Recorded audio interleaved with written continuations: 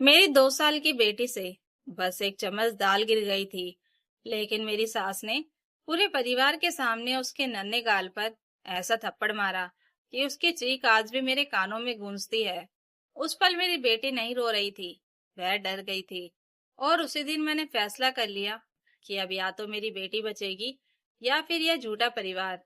मेरा नाम मीरा है और यह उस दिन की कहानी है जब एक माँ ने अपनी बेटी के लिए पूरे ससुराल के खिलाफ खड़े होने का फैसला किया। मेरी शादी को 4 साल हो चुके थे। बाहर से देखने वाले लोग कहते थे कि मैं कितनी खुशकिस्मत हूँ। पति अच्छी नौकरी करता है, नोएडा में अपना फ्लैट है और घर में किसी चीज की कमी नहीं है। लेकिन लोग सिर्फ दीवारें देखते थे, उनके पीछे छिपी चीखें नहीं सुन पाते थे।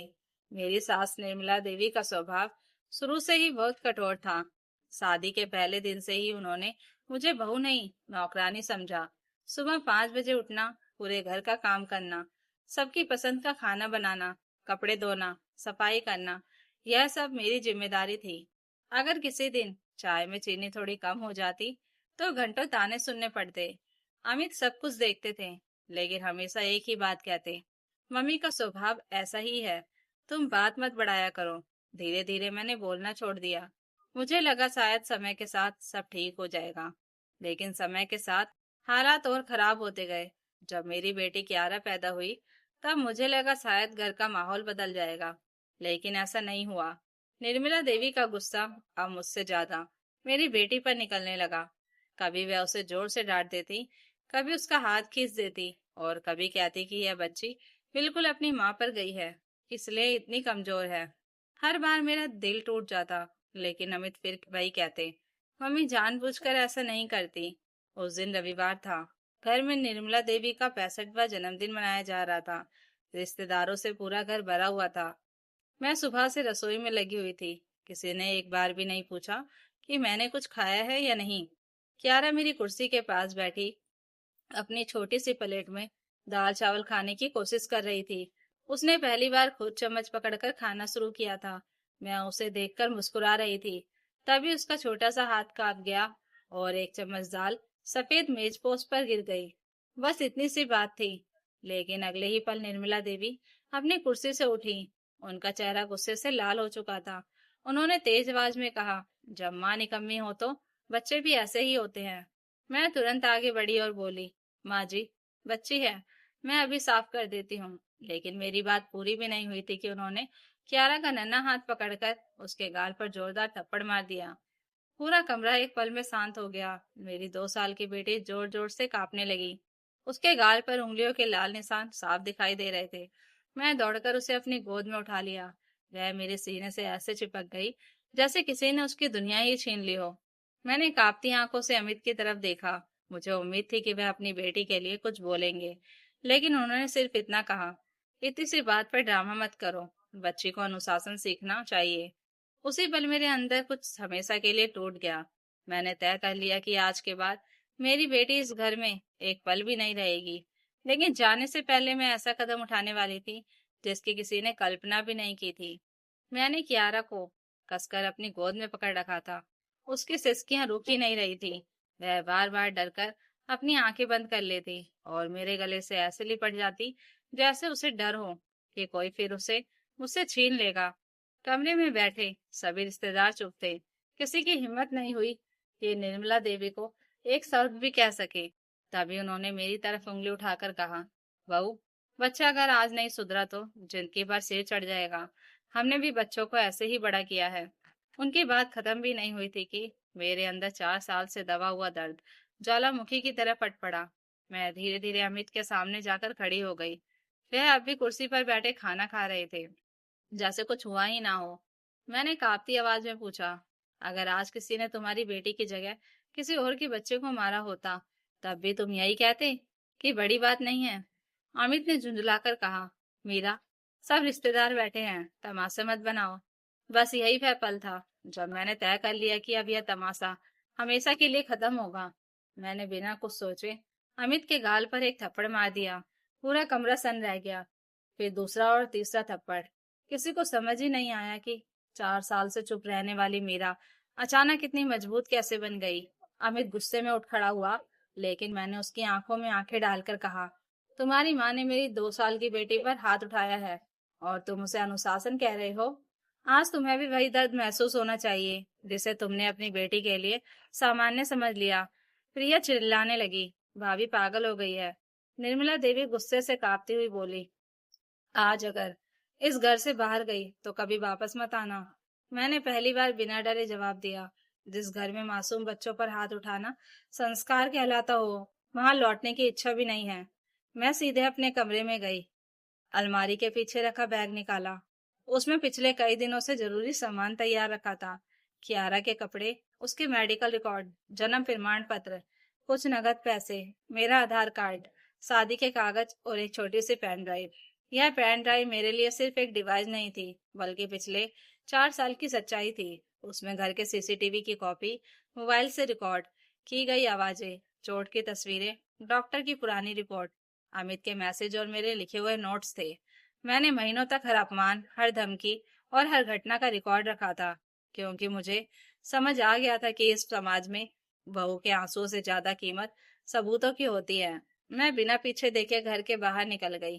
पीछे से निर्मला देवी की आवाज आई, जाओ, 2 दिन में खुद रेंगती हुई वापस आ जाऊंगी। लेकिन इस बार मैं नहीं रुकी। ठीक 40 मिनट बाद मैं कियारा को लेकर अस्पताल पहुंची। डॉक्टर ने बच्ची के गाल पर उभले लाल निशान देखे तो उनका चेहरा गंभीर हो गया। उन्होंने धीरे से पूछा, यह चोट कैसे लगी? मैंने अपनी बेटी का सिर सहलाते हुए पहली बार बिना डरे कहा, इसकी अपनी दादी ने पूरे परिवार के सामने इसे थप्पड़ मारा है। डॉक्टर कुछ पल चुप रहे, फिर बोले, हम इसका मेडिकल एग्जामिनेशन करेंगे। अगर आप चाहे तो अभी पुलिस को सूचना दी जा सकती है। मैंने बिना एक पल गवाए कहा, जी डॉक्टर, आज मुझे किसी समझौते की नहीं, सिर्फ न्याय की जरूरत है। डॉक्टर ने तुरंत नर्स को बुलाया और उधर अस्पताल के बाहर पुलिस की गाड़ी भी पहुंच चुकी थी। डॉक्टर ने मेडिकल रिपोर्ट तैयार की और पुलिस को बच्ची के शरीर पर मिले चोट के निशानों की पूरी जानकारी दे दी। कुछ ही देर में महिला पुलिस अधिकारी अस्पताल पहुंच गई। उन्होंने बहुत शांति से मेरी पूरी बात सुनी। मैंने अपना बैग खोला और वह छोटी सी पेन ड्राइव उनके हाथ में रख दी। अधिकारी ने हैरानी से पूछा, इसमें क्या है? मैंने गहरी सांस लेकर कहा, पिछले 4 साल की सच्चाई, जिसे मेरा ससुराल हमेशा झूठ कहता रहा।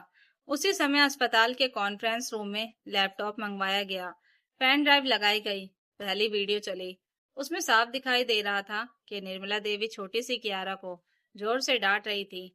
दूसरी वीडियो में वह उसका हाथ खींच रही थी। तीसरी रिकॉर्डिंग में उनकी आवाज साफ सुनाई दे रही थी, रोने दो, 2 थप्पड़ खाएगी तभी सीखेगी। फिर अमित की रिकॉर्ड की हुई आवाज सुनाई दी, मम्मी जो कर रही हैं सही कर रही हैं, अगर रहना है तो चुप रहो। कमरे में कुछ पल के लिए सन्नाटा छा गया। महिला अधिकारी ने मेरी तरफ देखा और बोली, आपने इतने दिन यह सब अकेले कैसे सहा? मेरी आंखें भर आई। मैंने सिर्फ इतना कहा, मैं अपने लिए नहीं, अपनी बेटी के लिए सही समय का इंतजार कर रही थी। उसी शाम पुलिस मेरे ससुराल पहुंची। उस समय घर में जन्मदिन की पार्टी खत्म भी नहीं हुई थी। रिश्तेदार अभी भी बैठे थे। दरवाजे पर पुलिस को देखकर सब घबरा गए। निर्मला देवी ने ऊंची आवाज में पूछा, क्या बात है? महिला अधिकारी ने शांत स्वर में कहा, आपके खिलाफ एक नाबालिग बच्ची के साथ मारपीट और घरेलू हिंसा की शिकायत दर्ज हुई है। अमित के चेहरे का रंग उड़ गया। उसने तुरंत मुझे फोन मिलाया। मैं अस्पताल के बाहर बेंच पर बैठी थी। उसने घबराई हुई आवाज में कहा, मीरा, प्लीज ऐसा मत करो। घर की बात घर में रहने दो। घर मत उजाड़ो। मैं कुछ पल चुप रही, फिर पहली बार बहुत शांत आवाज में बोली, जिस दिन मेरी 2 साल की बेटी को सबके सामने थप्पड़ मारा गया था, उसी दिन यह घर उजड़ गया था अमित। आज सिर्फ सच सामने आया है। अगले दिन चाइल्ड वेलफेयर कमेटी की टीम ने भी मामले की जांच शुरू कर दी। डॉक्टर की medical report, video recording, audio clip और तस्वीरें देखकर किसी के पास बचाव का कोई जवाब नहीं था। कुछ ही दिनों में अदालत ने साफ आदेश दिया कि बच्चे की सुरक्षा सर्वोपरि है। मीरा और कियारा की सुरक्षा सुनिश्चित की गई और मामले की कानूनी जांच आगे बढ़ी। कुछ महीनों बाद अमित पहली बार मुझसे मिलने आया। उसकी आंखों के नीचे काले घेरे थे। उसने धीमे स्वर में कहा, मैंने अपनी माँ को कभी गलत समझा ही नहीं, लेकिन सबसे बड़ी गलती यह थी कि मैंने अपनी बेटी को भी नहीं समझा। अगर उस दिन मैं सिर्फ एक बार उसके सामने खड़ा हो जाता, तो शायद आज मेरा परिवार मेरे साथ होता। मैंने उसकी तरफ देखा, लेकिन इस बार मेरे भीतर कोई गुस्सा नहीं था। मैंने सिर्फ इतना कहा, एक माँ अपनी बेटी का डर कभी नहीं भूलती।